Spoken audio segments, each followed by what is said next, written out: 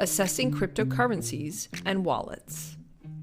In order to start sending and receiving cryptocurrencies, you first have to create an account on a cryptocurrency exchange and get it verified.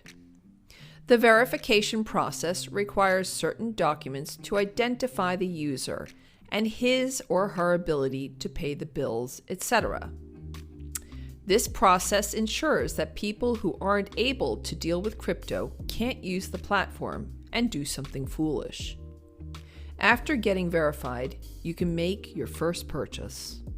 To hold your cryptocurrencies, you have to own a cryptocurrency wallet. This wallet doesn't physically hold these coins and tokens. Instead, it proves your ownership of X amount of coins or tokens, exactly like your regular internet bank account. It also contains your public and private keys, which are used for sending and receiving money.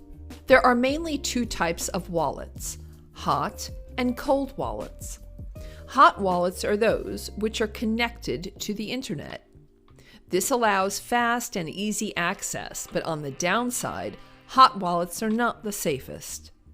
Cold wallets are not connected to the internet, meaning they are more secure because of that, but they can't be accessed everywhere.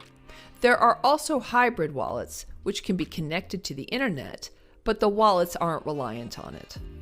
For example, online wallets are purely hot wallets.